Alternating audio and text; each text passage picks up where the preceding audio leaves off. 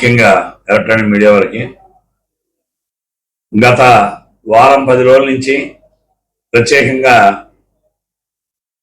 ఇక్కడ కొంతమంది నాయకులు, తెలుగుదేశం పార్టీ నాయకులు కొన్ని రకాలైనటువంటి విమర్శలు, నేను ఒక ఇండిపెండెంట్ గా స్వతంత్ర అభ్యర్థిగా పోటీ చేశాను.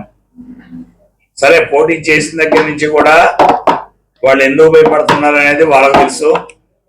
వాళ్ళ గురించి నేను ఎక్కువగా మాట్లాడదలుచుకోకుండా నా పని ఏదో నేను చేసుకెళ్తున్నాను.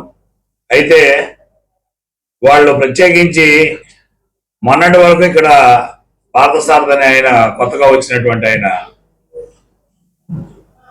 వైసీపీ వాళ్ళు ఇక్కడ నూజివీడు ఎమ్మెల్యే గారు వాళ్ళేదో డబ్బులు ఇచ్చి ముద్రపోయిన వెంకటేశ్వర గారిని ఇండిపెండెంట్ గా పెట్టి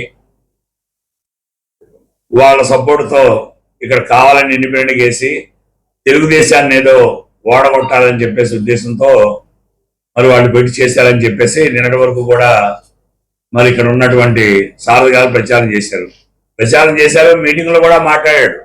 అది మీ మీడియాలో కూడా వచ్చింది, నేను చూసా. కానీ ఇవాళ నిన్న మొన్న నుంచి మరి తెలుగుదేశం వాళ్ళని మేము డబ్బులు ఇచ్చాము, మేము రాజీ పరుచుకున్నాం అని చెప్పేసి ఇంకొక యథా ప్రచారం కూడా చేస్తున్నాడు. ఈ యథా ప్రచారం చేసే ఎవరికి నేను ఒకటే చెప్తా ఉన్నా, మీరు నిజంగా ఎవరికి డబ్బులు ఇచ్చారు, మీరు కానీ మీ నాయకులు కానీ, అదేవిధంగా అవతల వైసీపీ వాళ్ళు కానీ, మీరు రుజువు చేసే దమ్ము మీకుందా? దమ్ము కానీ ఉంటే నీకు సిన్సియర్గా చెప్తున్నాను, మీరు ఎక్కడికి రమ్మంటే అక్కడికి వస్తాను. ఎవరు నాకు డబ్బులు ఇచ్చారు, నువ్వు ఇచ్చావా, వాడిచ్చాడా, ఎవడిచ్చాడు? ఇలాంటి పిచ్చి పిచ్చి మాటలు కానీ మాట్లాడాలంటే ఇప్పటి వరకు కూడా మీకు అనేక సార్లు చెప్పా, ఇక చెప్పను. దానికి పరిష్కార మార్గం వేరే ఉంది, దానికి ఆ మార్గం కూడా నేను చూపిస్తాను త్వరలో. మీరు అటువంటి ఆలోచన కానీ ఏది కానీ మా కార్యకర్తల దగ్గరికి వెళ్ళి, ఈ ఎవరు సన్నాసులు బుద్ధుంటే వీళ్ళు గెలుస్తామనే నమ్మకం ఉంటే నా కార్యకర్తల దగ్గరికి వెళ్ళి బెదిరించకపోతే వాళ్ళ చుట్టాలతో, బంధువులతో, అందరితో చెప్పించడం, వాళ్ళ కాలకాడ ఒకటి వెళ్ళి 3 గంటల సేపు కూర్చుంటున్నారు. సిగ్గులేదా మీకు? మీరు గెలుస్తామని నమ్మకం ఉన్నప్పుడు మా దగ్గరికి ఎందుకు రావాలి? మా కార్యకర్తలు ఎందుకు బెదిరించాలి? ఆ నమ్మకం లేకనే నీ ఏడు పేద నువ్వు ఏడు మాట్లాడితే నన్ను కొన్నాను, ఆయన కొన్నాడు, నువ్వు కొన్నాను, లేకుంటే ఇంకెవడో కొన్నాడు, నేను ఏదో కొత్తలు మాట పోయి మాక మర్యాదగా ఉండదు. నీకు ఇదే వార్నింగ్ ఇస్తున్నాను, జాగ్రత్తగా ఒళ్ళు దగ్గర పెట్టుకొని మాట్లాడండి. మీ తెలుగుదేశం పార్టీ నాయకులు కూడా చెప్తా ఉన్నాను, మీరు ఎంతవరకు ఉండాలో అంతవరకే ఉండండి. అంతేగాని ఏదో కొత్తలు కూర్చారంటే మటుకు మర్యాద దక్కతో. అవసరమైతే మీరు ఎవరెవరు ఎక్కడ ఎంత అమ్ముడుపోయారో, ఏ ఎలక్షన్ ఎంతెంత తిన్నారో నా దగ్గర ఉన్న చిట్టా అవి కూడా బయట పెడతా, జాగ్రత్త. మీరు ఇంతవరకు మిమ్మల్ని గౌరవించా లేదు. మా ఆదినాయకుడు, మా తెలుగుదేశం పార్టీ అధ్యక్షుడు కానీ పిలుచుంటే ఆయన మాట్లాడమని ఎవరన్నా పంపించాడు, చెప్పానే వాళ్ళకి. నా జరిగినటువంటి మర్యాద మీరు ఏ రకంగా చేశారో, ఆ మర్యాదకి అగౌరవపరిచారో ఇవన్నీ కూడా నేను చెప్పాను. చెప్పిన తర్వాత ఆయన మాట్లాడుతూ ఉన్నారు. అంతేగాని నేనేదో ఆయన డబ్బులు ఇచ్చాను, ఇంకోటి ఇలా డబ్బులు అమ్ముడు పోవడం అనుకో, ఆ డబ్బులు పోయేది అమ్ముడు పోయేది అది నీకు అలవాటు, కుటుంబానికి అలవాటు. మళ్ళీ అదే మాట మళ్ళా మాట్లాడితే మర్యాద కూడా ఉండదు. మీ ద్వారా అతను తెలియజేస్తున్నా. ఆడమ్ముడు పోయాడు, ఈడమ్ముడు పోయాడు అంటాడు, వీళ్ళిద్దరు మటుకు అమ్ముడు పోలా. ఇప్పుడు నాకు అనుమానం ఏంటంటే, మీరందరూ రాసుకోవాల్సింది ఏంటంటే, ఫస్ట్ వాళ్ళిద్దరు టైప్ అయి నన్ను సాధించడానికి ఏమైనా పెట్టుకున్నారేమో నాకు అదొక డౌట్. ఎందుకంటే నీ రేట్ ఏదో మాట్లాడుకుంటారు కదా. ఎందుకంటే ఇతనికి ఆల్రెడీ బెంగళూరులో ఆల్రెడీ అలవాటు ఉంది. ఏది అంతకుముందు ఉన్నటువంటి అప్పుడు వైసీపీలో ఉన్నాడు, ఇప్పుడు తెలుగుదేశంలోకి వచ్చాడు. ఆ తెలుగుదేశం ఉన్నాయన, వైసీపీలో ఉన్నాయని అప్పుడు మాట్లాడుకొని సెట్ చేసుకున్నారు అమౌంట్ కూడా. ఇప్పుడు ఇక్కడ ఏమన్నా మరి వాళ్ళు ఒప్పుకోరు కానీ మావాడైతే ఒప్పుకుంటాడు, దాంట్లో డౌట్ లేదు. ఎందుకంటే వీళ్ళకి డౌట్ వచ్చింది అనుకోండి, ఎంతకంత బెదరో నేను ఎలాగే ఎందుకు ఖర్చు పెట్టాలంటే అదేదో నాకు నువ్వు ఖర్చు పెట్టాల్సిన పంపించేసి నేను రాజీ అయిపోతానని ఇతనే ఒప్పుకుంటాడు. ఎందుకంటే దీంట్లో పెద్ద ఆలోచించాల్సిన అవసరం లేదు. ఇప్పుడు ఇన్ని భాషలు మాట్లాడినోడు రేపు పొద్దున అది మాట్లాడటాన్ని నమ్మకం ఏంటి? ఈ ఉదాహరణకు ఉందండి.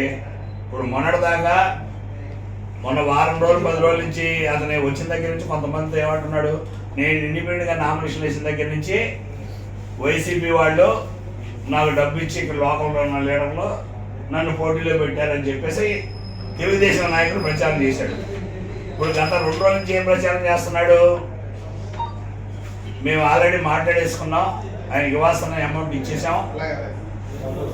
రేపో మాపో మేమంతా కలిసి తిరుగుతాం అది జరిగే ప్రచారం చేస్తున్నాడు. అంటే దీని అర్థం ఏంటి? అతను కాసేపు ఆ మాట మాట్లాడతాడు, కాసేపు ఈ మాట మాట్లాడతాడు. ఇన్ని మాటలు మాట్లాడినటువంటి వ్యక్తి ఇంకోటి మా పార్టీలో ఇప్పుడు మా పార్టీ లేదు నాకు, నేను స్వతంత్ర అభ్యర్థిగా పోటీ చేశాను. ఆ పోటీ చేసిన తర్వాత అతను ఎవరు నా వ్యక్తుల్ని బెదిరించడానికి అతనికి ఏ సంబంధం? మేము మీ పార్టీలో లేము, మేము పార్టీ నుంచి బయటకు వచ్చాము. వచ్చిన దగ్గర నుంచి రోజు కొంతమందిని ఇళ్ళ మీదకి పంపించడం, వాళ్ళ దగ్గరికి వెళ్ళడం, మీకు ఎంతమంది పిల్లలు, మీ పిల్లలు ఏం జాబులు చేస్తున్నారు, జాబులు చేయకపోతే జాబులు ఇప్పిస్తాను, ఒకవేళ జాబులో ఉన్నారనుకోండి మీ ఊడు ఉద్యోగం ఇప్పించేస్తాను ఆయన అమ్మడి తిరిగితే. ఈ రకమైనటువంటి బెదిరింపులు, ఇదేం పెనంలో అనుకుంటున్నాడే ఆయన కాదు. ఇది చాలా మెట్ట ప్రాంతం, చాలా గట్టిగా ఉంటుంది. ఈ గడ్డే చాలా గట్టిగా ఉంటుంది, కాలం కింద మెత్తగా ఉంటుంది. కానీ కొద్దిగా నేను అందుకనే చెబుతున్నాను, రోజు నువ్వు ఆయన అమ్ముడు పోయాడు, ఈయన అమ్ముడు పోయాడు, ఈ అమ్ముడు పోయే జాతి నేను ఎప్పుడో చెప్పాను కాదు. మీరు అమ్ముడు పోతున్నారేమో నాకు అనిపిస్తుంది ఇవాళ. ఎందుకంటే అటు ఇటు ఆలోచి పెట్టుకొని వాళ్ళు నన్ను అంటున్నారు, వీళ్ళు నన్ను అంటున్నారు. ఆయన కాసేపు ఏమన్నా అది ఏ మాటకు ఆ మాట నన్ను విమర్శించడంలా, ఈయన మటుకు తెలుగుదేశంలో ఉన్నాను ఇన్ని రోజులు చేసాం కదా పని, ఇక్కడ బాగుంది వాళ్ళ తెలుగుదేశం కదా నువ్వు వచ్చింది ఇక్కడికి. నువ్వు డబ్బు పెట్టి కొనుక్కున్నావా, ఇంకోటి పెట్టి కొనుక్కున్నావా నీకు తెలియాలి, మాకు తెలియదు. కానీ వాస్తవాలు మాట్లాడుకోవాలంటే ఇప్పుడు నన్ను చూస్తే నీకు భయం ఎందుకు అంట. నా దగ్గర ఓట్లు లేవని మీరే చెబుతున్నారు వెళ్ళిన వాళ్ళ దగ్గర. ఆయన దగ్గర ఉన్నాయి ఏమండి 500 ఓట్లు లేవు, 200 ఓట్లు లేవు, లేకుంటే 5,000 రావు. వాళ్ళే చెబుతున్నారు 5,000 రావు, 10,000 రావు అని పందేలు కట్టిస్తున్నారంట. నేను ఒక్కటే ఒకటి చెబుతున్నాను, నీ పని ఏదో నువ్వు చూసుకో. నా కార్యకర్తల జోలికి కానీ మా వాళ్ళ జోలికి కానీ వెళ్తూ మటుకు గతంలో ఒకసారి వార్నింగ్ ఇచ్చేది తప్ప వార్నింగ్ ఇవ్వను. వేరే రకంగా ఉంటుంది అది. నువ్వు చాలా గౌరవంగా మాట్లాడుతున్నావు, నా గౌరవంగా నిలబెట్టుకోమని చెప్పి మీ ద్వారా తెలియజేస్తున్నాను. వైవి సుబ్బారెడ్డి కలిశాడు, నేను కలిశాను, నేను ఎప్పుడో మీడియాకి చెప్పాను. నేను ఏది దేనికి కలిశాను, నేను పార్టీకి రిజైన్ చేసిన 10 రోజులకి వెళ్ళి కలిశానండి. కలగూడదని ఏమైనా ఉందా? ఆయనకి ఏమైనా రాసిచ్చాడు బాండు? నువ్వు వైసీపీ పార్టీలో ఉండి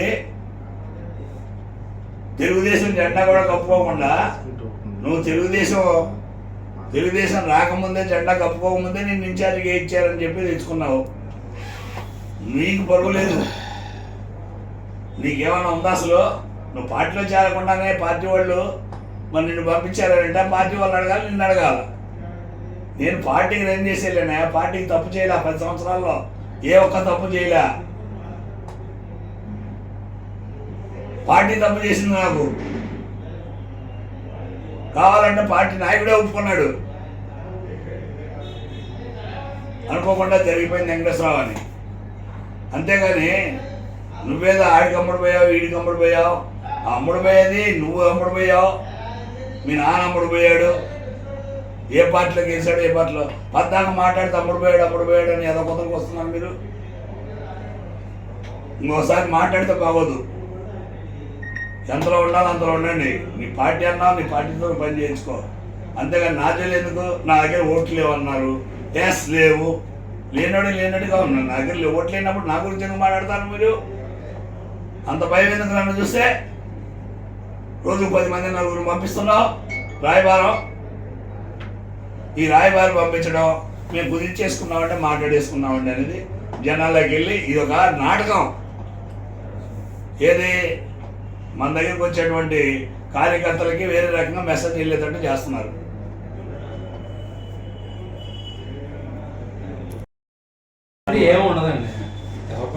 నా గురించి ఎందుకంటే రోజు నన్ను పంపిస్తారు, నా దగ్గర ఓట్లు లేవన్నారు. ఓట్లు అన్నమాట సన్నాసులు మరి నా దగ్గర కిందకు వస్తున్నారు. అదిగా సార్, నా దగ్గర ఓట్లు లేవు కదా సార్, వాళ్ళే బలంగా ఉన్నారు. లేనప్పుడు నా జోలికి ఎందుకు వస్తారు?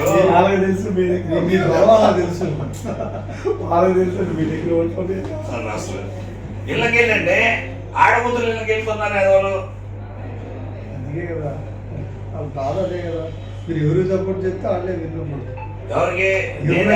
ఎవరికి చెప్పంటారు సార్? నేను ఎవరికో అప్పుడు పోయే పని అయితే నేను ఈ పోటీకే ఉన్నాను. మీరు నేను హాయిగా 10 కోట్లు 20 కోట్లు దొబ్బేసి ఇంటికాడ పడుకునేవాడిని. ఎలక్షన్ అయిన తర్వాత వస్తాను అనేవాడిని. నా బాధలు నేను అప్పు చేసావు పప్పు చేసావు. నిన్నమ్మే సార్ నేను పొలము, మీకు ఎవరు తెలీదు నా బాధలు. నిన్న విజయవాడ వెళ్ళొస్తే ఈ డబ్బులు పోయి ఇచ్చాడని చెప్పారు. నేను వెళ్ళిన దగ్గరికి విషయం నాకు సంతానికి ఎవరికి తెలిసి ఇవన్నీ మాటలు రావు. పొద్దున్నాడు ఫోన్ చేశాడు, ఏమంటే 5,000 రావంటాను నేను 10,000 అని అన్నాడు. నేను ఏం చెప్పాను అడిగిన వాడికి నన్ను అడగటం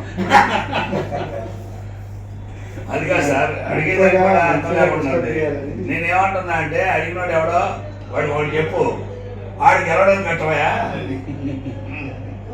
నువ్వు కడితే నీకు ఎవడైతే ఏ పార్టీ వాడైతే ఫోన్ చేశాడో ఆడికి ఎవడని కట్టుకోండి. నమస్తే భాయ్, జనాలకు నేను చెప్పుకోవాలి.